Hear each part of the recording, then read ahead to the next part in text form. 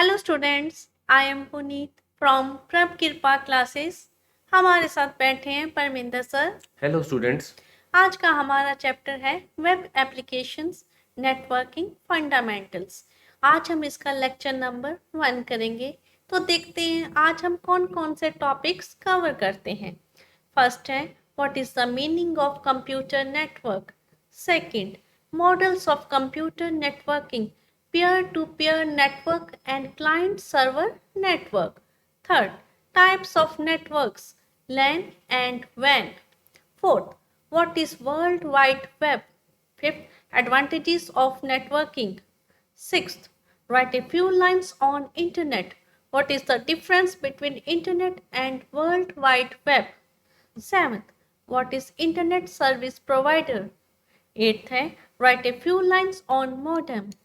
Ninth, write a short notes on number 1 dial-up connections, number 2 DSL, third है cable internet access, fourth 3G or 4G, fifth WiMAX, sixth Wi-Fi, seventh satellite connection, eighth ISDN, tenth है let us know the procedure to access Wi-Fi.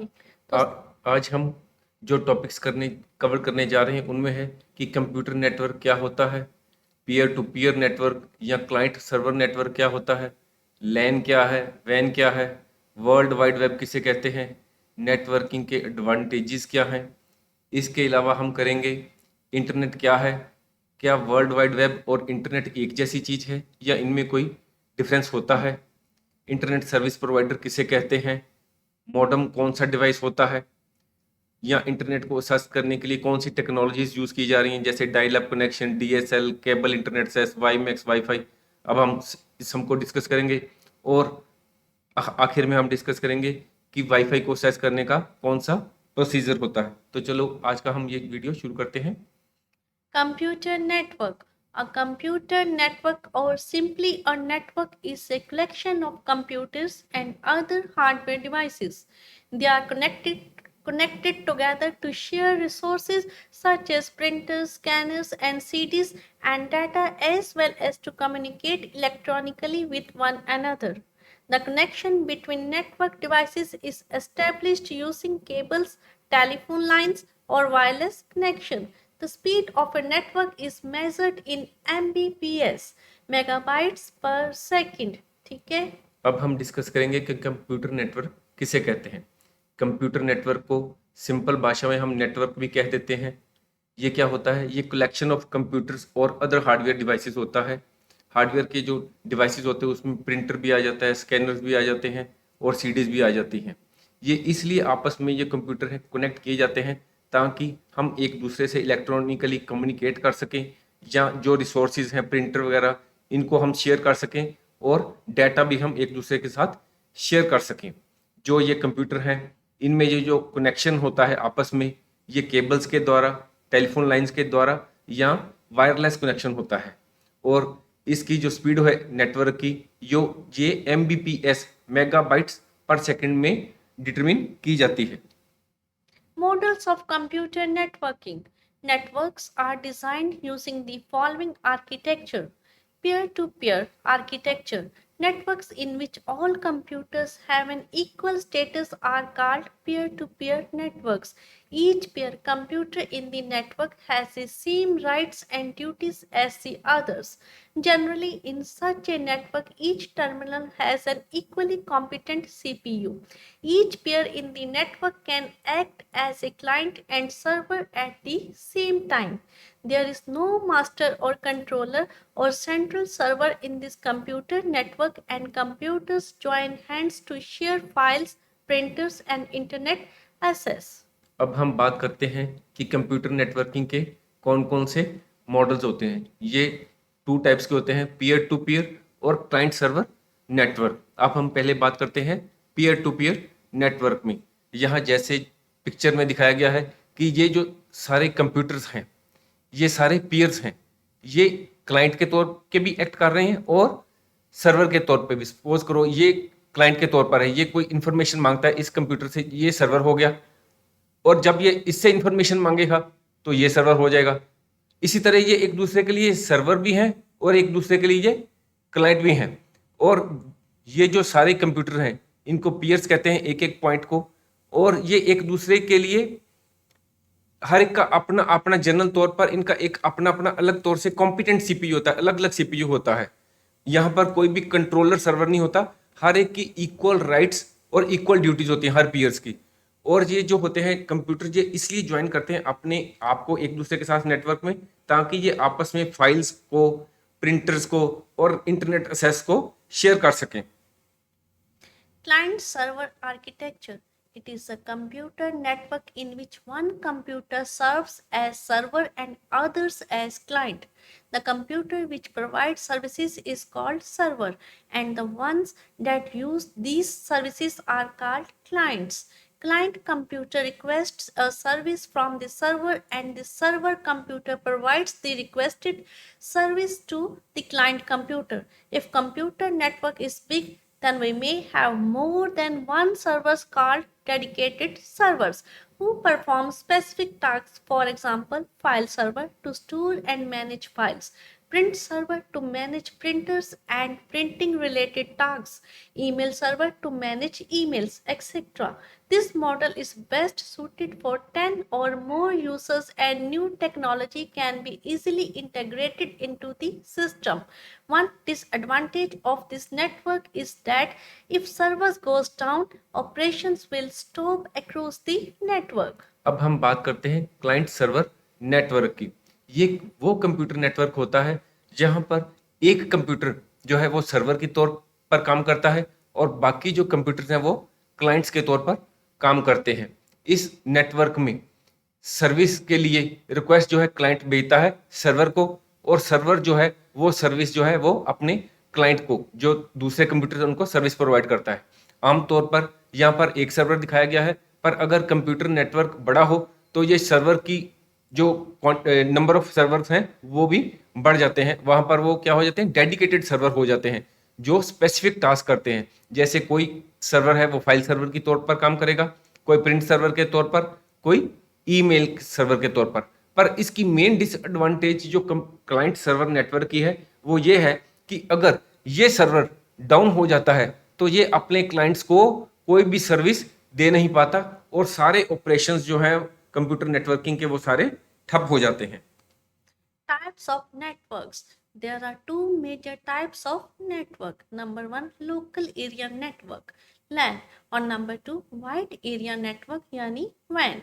Local area network. A local area network is a computer network which interconnects computers and devices within a limited area such as home, school, laboratory, university campus, or office building. Usually, local area networks offer very high speeds.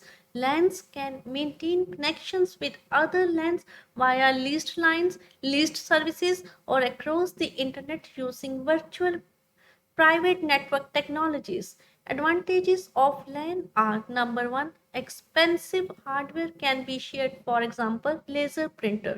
Number two, a single internet connection can be shared among many users. Or third, users can access the same files. अब हम types of computer networks की बात करते हैं। Majorly अगर हम बात करें तो सिर्फ टू टाइप्स के नेटवर्क्स हैं, लैन और वैन, लोकल एरिया नेटवर्क और दूसरा वाइड एरिया नेटवर्क।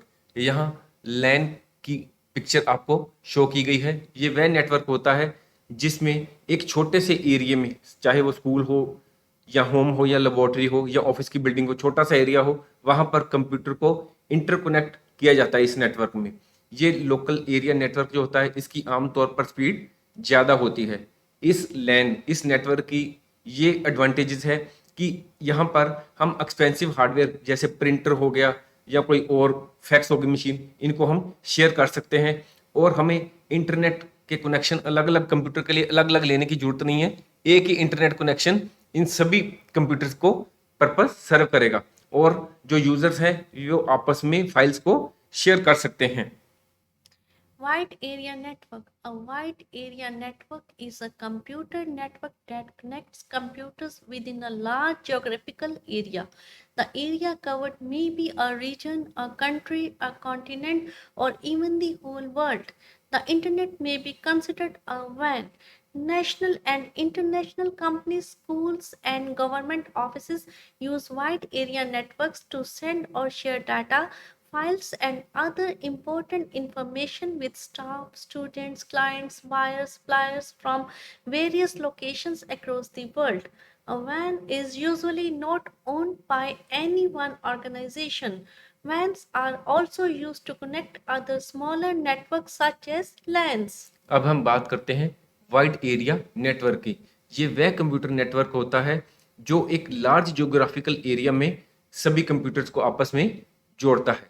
ये जो एरिया कवर किया जाता है ये हो सकता है एक डिस्ट्रिक्ट हो, एक स्टेट हो, एक कंट्री हो या एक कॉन्टिनेंट हो, और यहाँ तक भी ये सारा वर्ल्ड भी हो सकता है।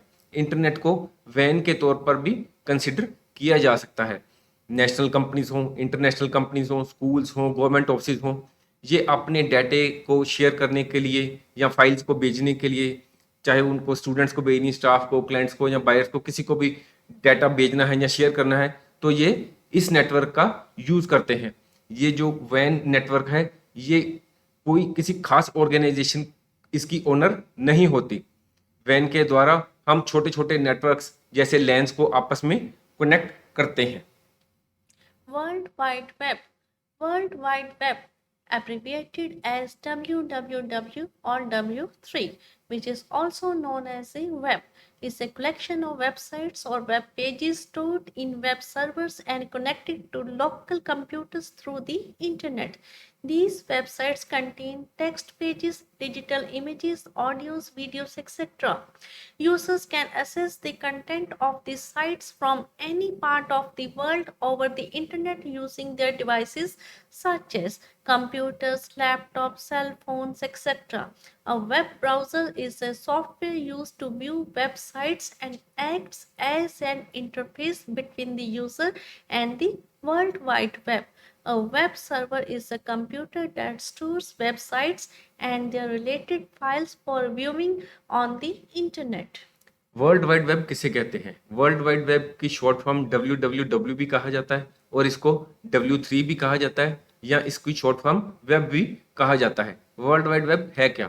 ये कलेक्शन ऑफ वेबसाइट्स और वेब पेजेस है जो वेब सर्वर्स में स्टोर होते हैं, और लोकल कंप्यूटर्स के द्वारा इनका कनेक्शन कैसे होता है? इंटरनेट के द्वारा। इन वेबसाइट्स पर pages, digital video, audio video ये लोड होते हैं, और हम जो अपने कंप्यूटर पर या अपने मोबाइल पर वेबसाइट को अप्रोच करके, इंटरनेट हमारे कनेक्शन हमारे मोबाइल में है या कंप्यूटर में है, तो हम कोई भी वेबसाइट पर अप्रोच करके कोई भी वीडियो ऑडियो देख सकते हैं।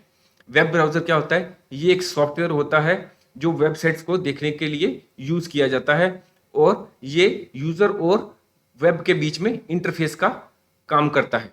वेब सर्वर क्या होता है? वेब सर्वर वह कंप्यूटर होता है जहां पर वेबसाइट्स स्टोर होती हैं और जहां पर जो फाइल्स जो इंटरनेट पर हमने देखनी है वो स्टोर होती हैं। Advantages associated with networking. Number one, data sharing. One of the most important uses of networking is the sharing of data. Users can share text files, spreadsheets, documents, presentations, audio files, video files, etc. with one another.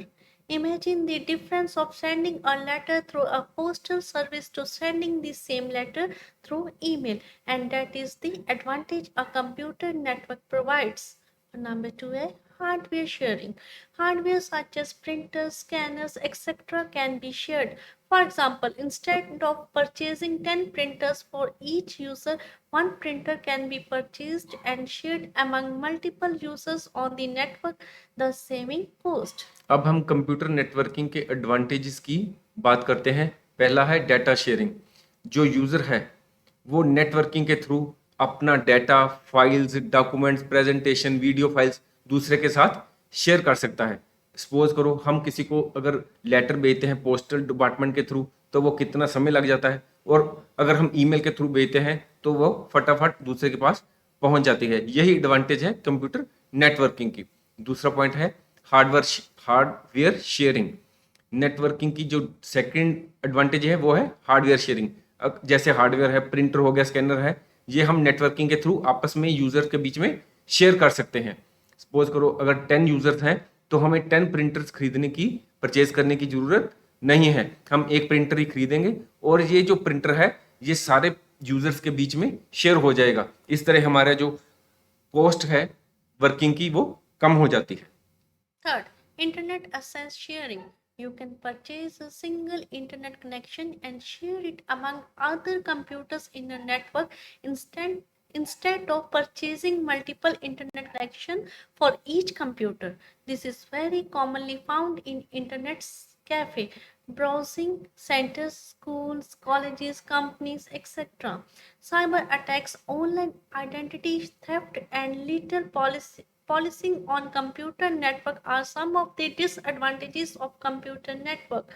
The advantages and disadvantages of computer networking show us that free flowing information helps a society to grow. Third जो advantage है computer networking की वो है internet assess sharing. अगर हम किसी office में काम कर रहे हैं, सपोज करो 10 यूजर्स हैं, तो हमें 10 इंटरनेट कनेक्शंस लेने की जरूरत नहीं है। एक सिंगल इंटरनेट कनेक्शन सभी का पर्पस सर्व कर देगा। हम किसी इंटरनेट कैफे में जाते हैं, स्कूल्स में या कॉलेजेस में जाते हैं, तो वहां पर आमतौर पर एक इंटरनेट कनेक्शन ही होता है जो सभी का पर्पस सर्व करता है।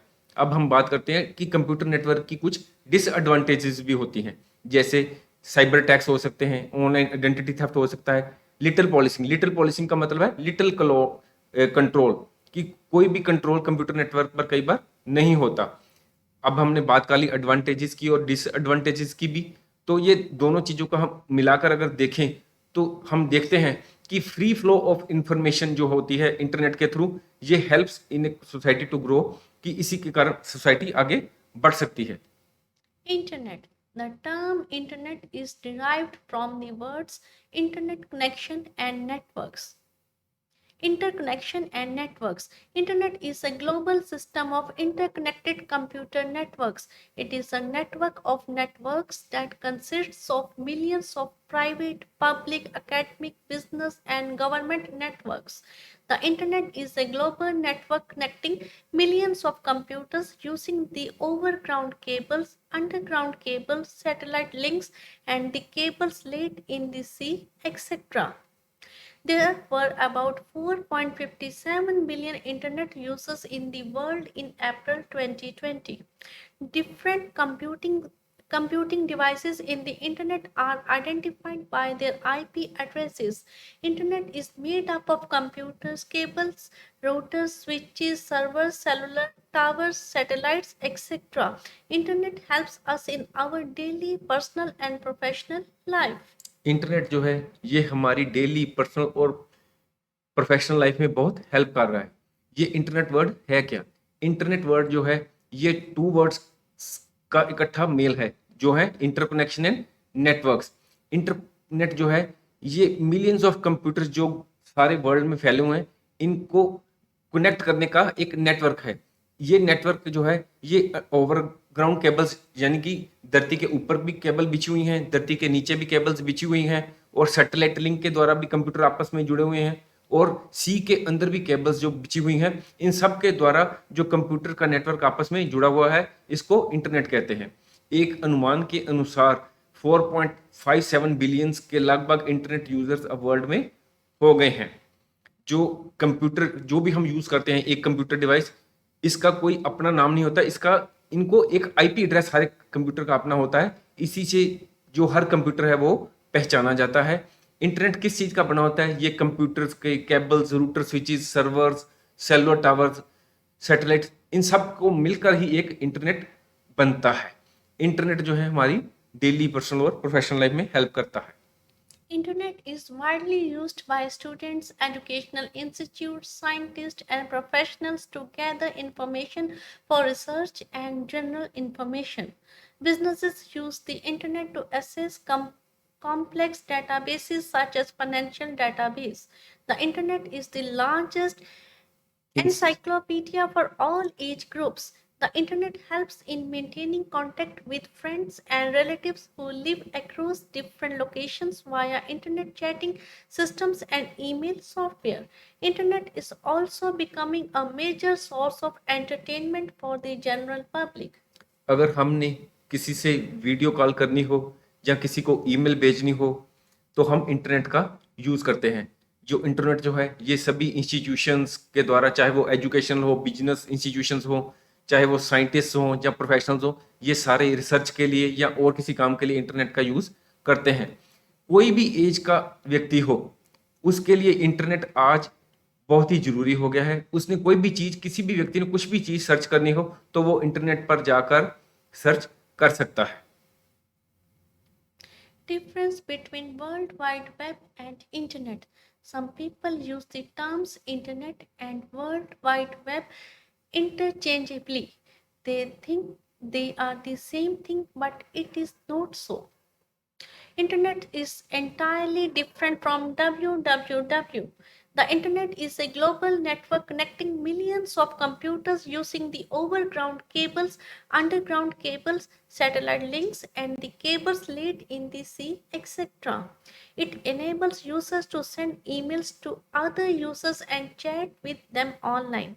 For example, when you send an email or chatting with someone online, you are using the internet. अब हम बात करते हैं वर्ल्ड वाइड वेब और इंटरनेट में क्या डिफरेंस है। कई लोग ये सोचते हैं कि इंटरनेट और वर्ल्ड वाइड वेब एक ही टर्म है। असल में ये दोनों डिफरेंट टर्म्स हैं। इंटरनेट और डब्ल्यू डब्ल्यू बिल्कुल अलग हैं। इंटरनेट क्या है? ये ग्लोबल नेटवर्क है connecting millions of computers. Internet जो है हमें ईमेल भेजने में और लोगों के साथ ऑनलाइन चैटिंग करने में हेल्प करता है। ठीक है। But when you have opened a website like google.com for information, you are using the World Wide Web. World Wide Web is a collection of web pages connected through hyperlinks and URLs.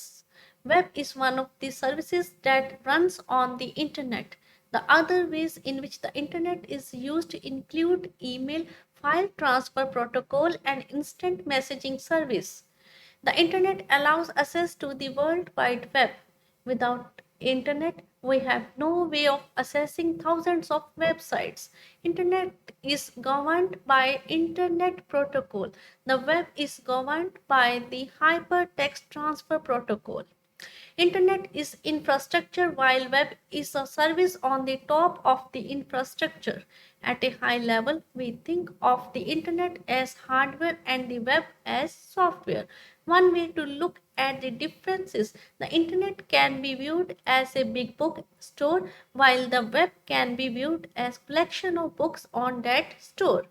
अगर हम Google पर जाकर कुछ search करते हैं तो हम असल में वर्ल्ड वाइड वेब को यूज़ कर रहे होते हैं। वर्ल्ड वाइड वेब क्या है? ये कलेक्शन ऑफ वेब पेजेस है। वेब जो है ये, इसको यूज़ करने के लिए हम इंटरनेट को यूज़ करते हैं। इंटरनेट के द्वारा हम और भी सर्विसेज यूज़ करते हैं, जैसे हम ईमेल करनी हो या फाइल ट्रांसफ़र प्रोटोकॉल करना हो या इंस्टेंट मैसेजिंग यूज़ करनी हो तो हम इंटरनेट को यूज़ करते हैं। इंटरनेट के द्वारा ही हम वर्ल्ड वाइड वेब को एक्सेस कर सकते हैं। अगर हम इंटरनेट हमारे पास नहीं है, इंटरनेट की सुविधा हमारे पास नहीं है, तो हम जो हज़ारों वेबसाइट्स, लाखों वेबसाइट्स बनी हुई हैं, हम उनको एक्सेस नहीं कर सकते। इंटरनेट जो है ये इंटरनेट प्रोटोकॉल के द्वारा गवर्न किया जाता है और जो वर्ल्ड वाइड वेब है ये HTTP hyper text transfer protocol के द्वारा गवर्न किया जाता है। इंटरनेट अगर हम दूसरे तरीके से देखें तो ये एक इंफ्रास्ट्रक्चर है और जो वर्ल्ड वाइड वेब है ये एक सर्विस है उस इंफ्रास्ट्रक्चर के टॉप पर। अगर हम दूसरे तरीके से सोचें तो ये इंटरनेट जो है ये एक हार्डवेयर है और वेब जो है ये एक सॉफ्टवेयर है। अगर हम एक और तरीके से देखें तो इंटरनेट एक बहुत बड़ा बिग स्टोर है और जो वर्ल्ड वाइड वेब है वो उस स्टोर में एक छोटा सा कलेक्शन ऑफ बुक्स है। Getting access to the internet. To use the internet, you need an internet connection. Internet connections are provided by internet service providers. There are more than 300 ISPs in India, and the top few ISPs are Reliance Jio, Airtel, Vodafone, and Bharat Sanchar Nigam Limited, यानी कि BSNL. Internet service provider. An internet service provider is a company or organization which provides its computers, both personal and business, access to the internet. ISPs make it possible for their customers to surf the web, shop online, conduct business, and connect with family and friends. ISPs ISPs may also provide other services such as email services, domain name registration, web hosting, and browser services. For providing service to its customers, ISPs use several technologies such as DSL, dial-up, cable internet access, 3G, WiMAX, Wi-Fi. In India, Reliance Jio, Airtel, Vodafone Idea, BSNL, etc. are the internet service providers. अगर हमने internet की service use करनी है तो हमें एक internet का connection लेना पड़ता है, और इंटरनेट कनेक्शन लेने के लिए हमें इंटरनेट सर्विस प्रोवाइडर को के पास जाना पड़ता है। अब इंडिया की बात करें तो इंडिया में लगभग 300 से ज़्यादा इंटरनेट सर्विस प्रोवाइडर्स हैं। उनमें से जो मेन है वो है रिलायंस जियो, एयरटेल, वोडाफोन और government entity Bharat Sanchar Nigam limited BSNL। Internet service provider है क्या? ये एक कंपनी होती है या ऑर्गेनाइजेशन होती है जो अपने कस्टमर्स को इंटरनेट की सुविधा प्रदान करती है। जो उसके कस्टमर है वो पर्सनल भी हो सकते हैं, बिजनेस मैन भी हो सकता है, या कोई और भी हो सकता है। हम जो भी करते हैं, ऑनलाइन शॉपिंग करते हैं या बिजनेस करते हैं, इनमें जो भी इंटरनेट की सुविधा प्रोवाइड की जाती है वो इंटरनेट सर्विस प्रोवाइडर के द्वारा ही प्रोवाइड की जाती है। ये जो ISPs हैं वो अपने कस्टमर को ये सर्विस प्रोवाइड करने के लिए डिफरेंट टेक्नोलॉजीज को यूज़ करते हैं। इंटरनेट की जो हो सकती है DSL भी हो सकती है, डायल अप हो सकती है, केबल इंटरनेट भी हो सकती है, 3G, WiMAX या वाईफाई सुविधा भी हो सकती है। Modem. The word modem comes from contracting the two words modulator and demodulator. Modem is a device that performs modulation and demodulation. The process of converting digital information into analog signals at the sender side is called modulation. The process of converting analog signals into digital signals at the receiver's end is known as demodulation. The speed at which modems transmit data is measured in bps. A modem converts analog signals to digital and vice versa. ये word modem जो है ये to word को मिलकर बना हुआ है। एक है मॉड्यूलेटर और एक डीमॉड्यूलेटर। मॉडम वह डिवाइस होता है जो मॉड्यूलेशन भी करता है और डीमॉड्यूलेशन भी करता है।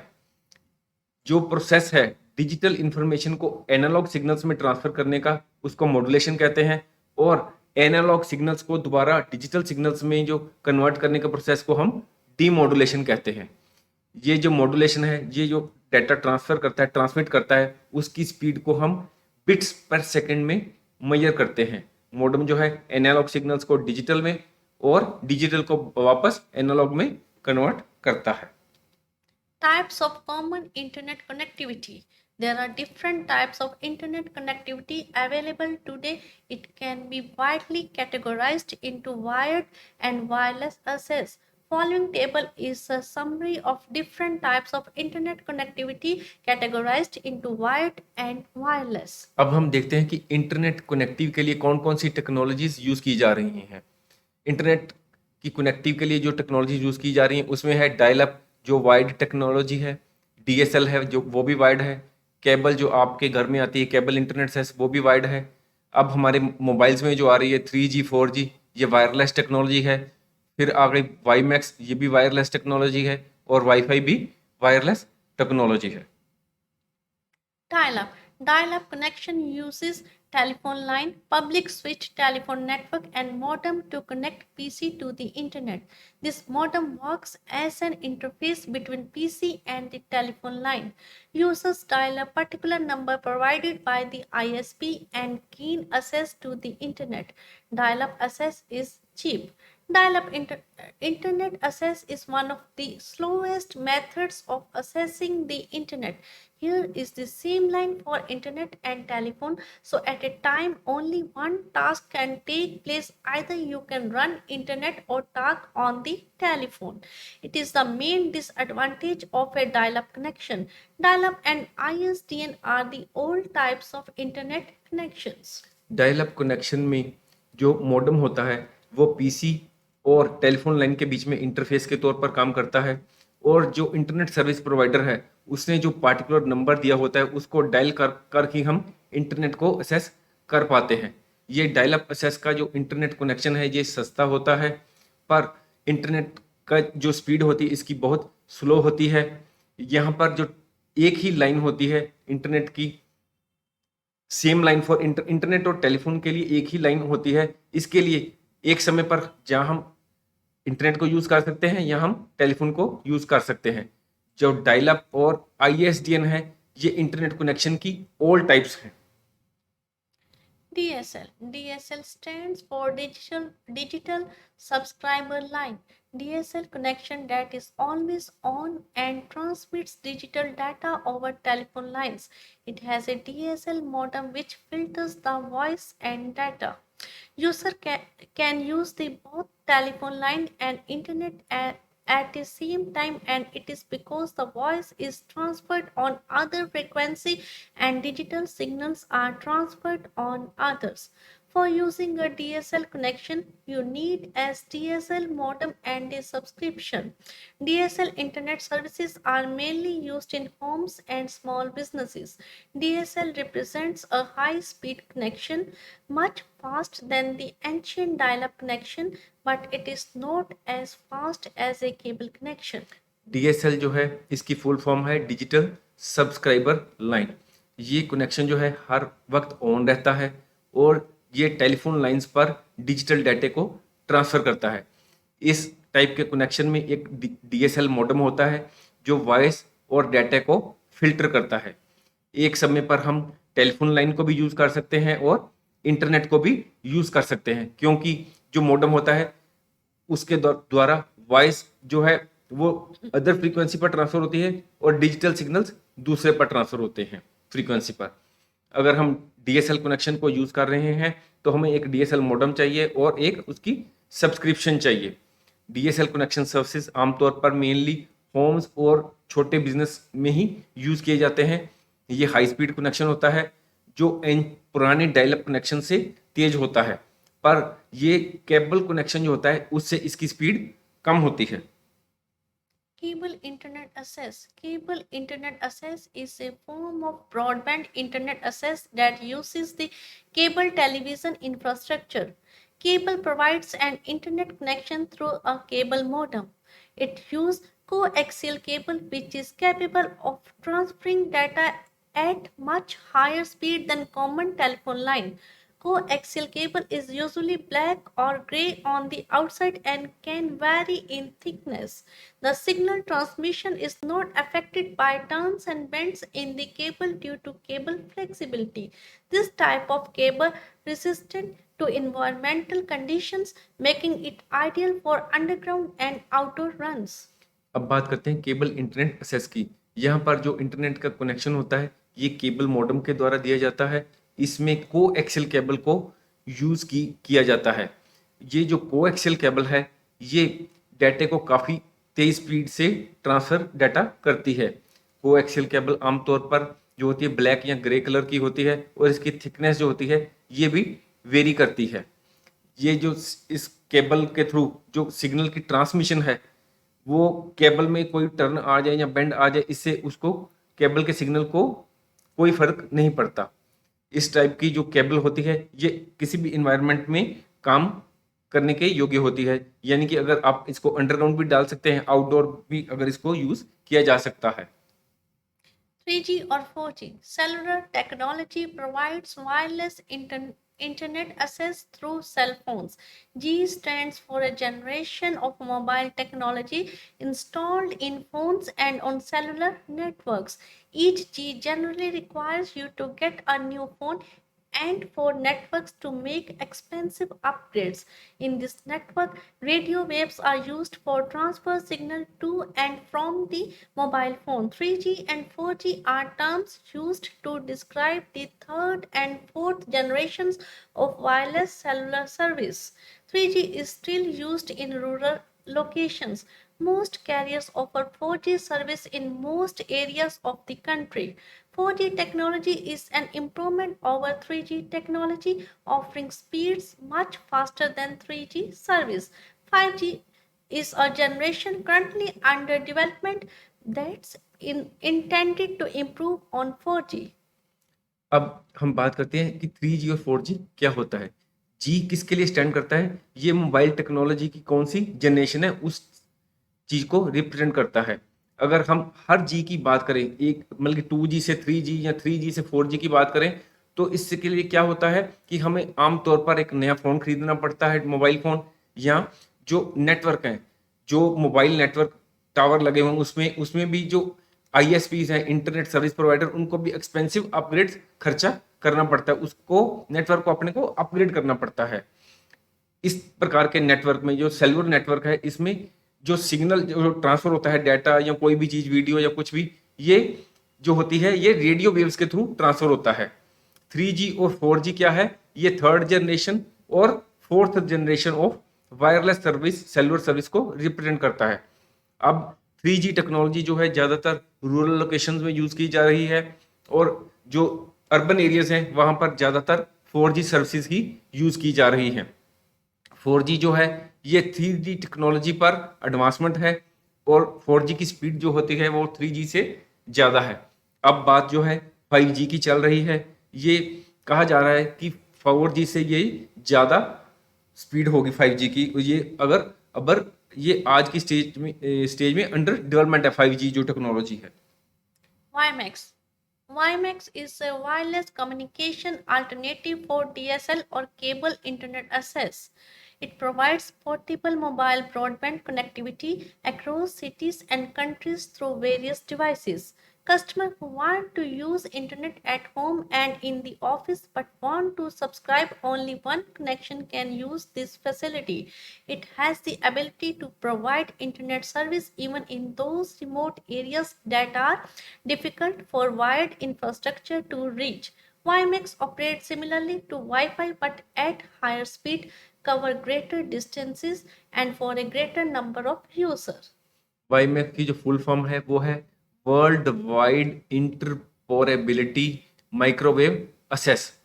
जो डीएसएल और केबल इंटरनेट असेस हैं वो वाइड कम्युनिकेशन है, वहाँ पर वायर्स यूज़ की जाती हैं, पर जो ये वाईमैक्स टेक्नोलॉजी है ये वायरलेस कम्युनिकेशन है। यहाँ पर अगर जो इंटरनेट हम घर में चाहें और ऑफिस में भी चाहें, पर हम ये भी चाहें कि सिर्फ एक ही कनेक्शन यूज़ हो, तो उसके लिए हम वाईमैक्स टेक्नोलॉजी को यूज़ कर सकते हैं। वाईमैक्स टेक्नोलॉजी जो है वो रिमोट एरियाज़ के लिए अच्छी है, जहाँ पर कि हम वाइड टेक्नोलॉजी जो तारे हैं बिछा अगर नहीं सकते, तो वहाँ पर हम वाईमैक्स टेक्नोलॉजी को यूज़ कर सकते हैं। लगभग वाईमैक्स और वाईफाई जो है इनका ऑपरेशनल मेथड जो है ये सिमिलर है, पर वाईमैक्स जो है ये वाईफाई के कंपैरिजन में इसकी स्पीड भी ज़्यादा होती है, इसका एरिया ऑफ कवरेज जो होता है ये ज़्यादा होता है वाईमैक्स का, और इसके नंबर ऑफ यूज़र्स भी ज़्यादा होते हैं। आपको पता है कि आप जब हम वाईफाई हमारे घर में लगा हो या हमारे मोबाइल का वाईफाई हो, इसकी स्पीड जो होती है ये कम होती है, और इसका जो एरिया कवरेज होता है वाईफाई का ये भी बहुत कम होता है। Wi-Fi. Wi-Fi is a wireless networking technology that uses radio frequency to transfer data. It allows high-speed internet connections without the use of cables or wires.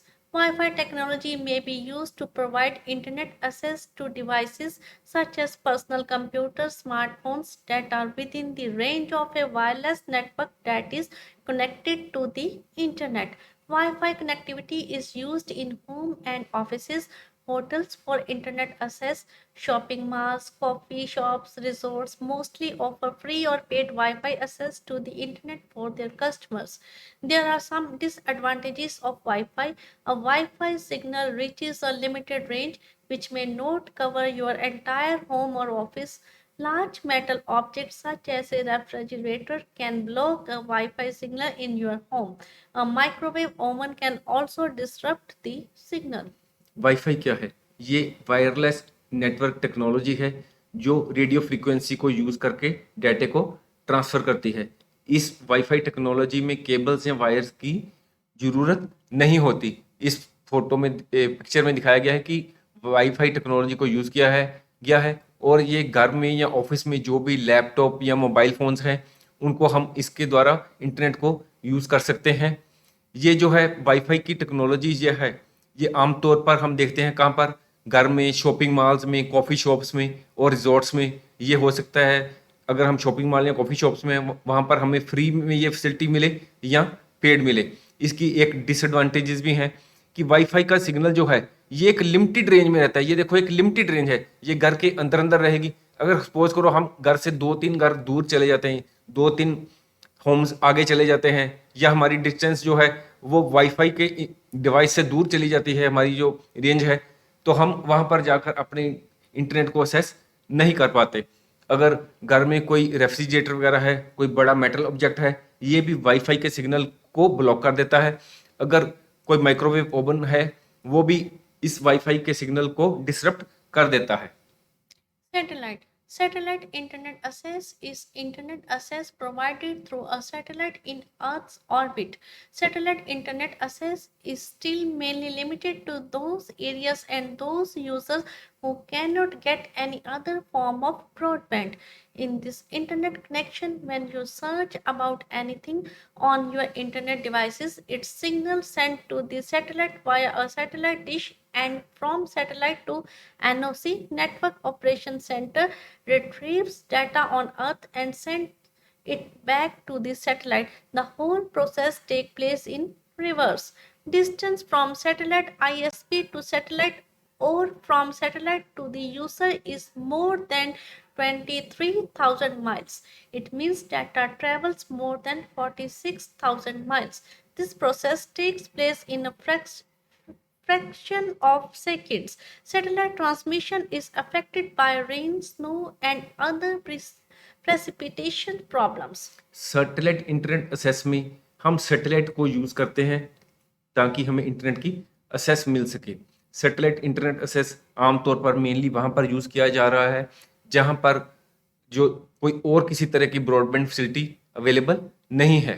अगर हम इंटरनेट पर कोई सर्च करते हैं, सपोज करो हम इस होम में बैठे हैं और हम इंटरनेट पर कुछ सर्च करते हैं, तो पहले सिग्नल सैटेलाइट को जाएंगे, सैटेलाइट से फिर वो नेटवर्क ऑपरेशन सेंटर में जाएंगे, वहां पर प्रोसेसिंग होगी, डाटा रिट्रीव होगा, फिर इससे जो सिग्नल है, डाटा जो है वो फिर दोबारा सैटेलाइट को जाएगा और सैटेलाइट से फिर दोबारा वो हमारे घर तक पहुंचेगा। ये जो डाटा है इसको जो ट्रैवल करना पड़ता है, ये थाउजेंड्स ऑफ माइल्स को ट्रैवल करके ही हमारे पास फिर डाटा पहुंचता है और इस डाटा को ट्रैवल करने में कुछ ज़्यादा समय नहीं लगता। ये फ्रैक्शन ऑफ सेकंड्स में ही ये सारा काम हो जाता है। पर एक बात यहाँ ध्यान रखने वाली है कि ये सैटेलाइट ट्रांसमिशन जो है ये अफेक्टेड होता है किससे? बरसात हो रही हो, बर्फ हो पड़ रही हो, जहाँ थंडरस्टॉर्म हो, जहाँ क्लाउड बस्टिंग हो, इन सब से जो सैटेलाइट कम्युनिकेशन है ये अफेक्टेड होती है। ISDN. ISDN stands for Integrated Services Digital Network. It establishes the connection using the phone lines which carry digital signals instead of analog signals. It can be used for voice, video, images, as well as data transfers. ISDN provides a fully integrated digital service to users. ISDN was a common high-end internet service in the 1990s and early 2000s and was offered by many ISPs as faster alternative to dial-up internet access. In the mid-2000s, DSL and cable service began to replace ISDN connections because of their faster speed and lower cost. Dial-up and ISDN are the old type of internet connections. This ISDN connection is nearly similar to the DSL. ISDN की full form है integrated services digital network. ये telephone lines के through ही जो है data transfer होता है और जो टेलीफोन लाइंस हैं वो डिजिटल सिग्नल्स को ट्रांसफर करते हैं। ISDN सर्विस जो है ये fully integrated digital service provide करता है। ये जो सर्विस है ये 90 और 2000 के बीच में जो डिकेड था, एक दशक था, उसमें इसने जो इंटरनेट सर्विसेज जो है प्रोवाइड ज़्यादा की। जो इंटरनेट सर्विसेज प्रोवाइडर थे ये इस टेक्नोलॉजी को यूज़ कर रहे थे उस डिकेड में। पर जब 2000 का मिड आ गया, वहाँ पर जो है DSL टेक्नोलॉजी और केबल सर्विस टेक्नोलॉजी यूज़ होनी शुरू हो गई और उन्होंने ISDN टेक्नोलॉजी को रिप्लेस करना शुरू कर दिया, क्योंकि DSL और केबल सर्विस जो थी ये फास्टर स्पीड वाले थे, इंटरनेट सर्विस इनकी स्पीड ज़्यादा थी और ये लोअर कॉस्ट पर थे।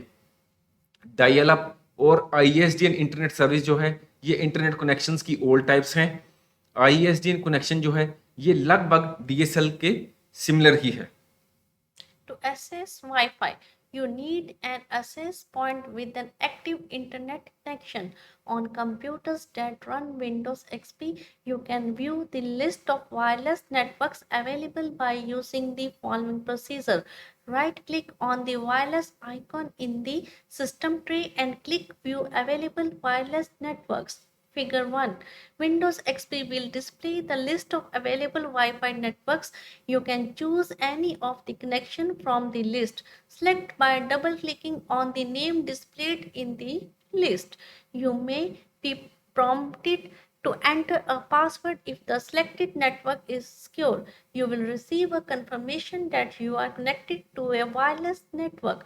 Now the system is ready to be used for network related applications such as Firefox, Chrome, Skype, etc. अब हमें इंटरनेट के लिए वाईफाई को कैसे एक्सेस करना है, इसके लिए हमें कंप्यूटर पर जो है यहाँ पर नीचे पर राइट हैंड में नीचे होता है वायरलेस नेटवर्क, उसको अगर हम क्लिक करते हैं उस आइकन को, तो हमारे पास ऑप्शन आ जाती है कि व्यू अवेलेबल नेटवर्क्स की जो वायरलेस नेटवर्क की कौन कौन सी अवेलेबल ऑप्शंस हैं, उसमें एक लिस्ट आ जाती है हमारे सामने। ये लिस्ट आ गई हमारे सामने, इसमें से हम चूज़ करेंगे कि हमने कौन से वाईफाई को चूज़ करना है। अगर हम किसी को भी चूज़ करते हैं, अगर वो सिक्योर्ड है, तो वहाँ पर ये पासवर्ड मांगेगा, हम पासवर्ड भर देंगे, उसमें लिखेंगे, तो जो है हमारा इंटरनेट जो है वो कनेक्शन एस्टैब्लिश हो जाएगा और हम इंटरनेट की फैसिलिटी को यूज़ कर सकते हैं।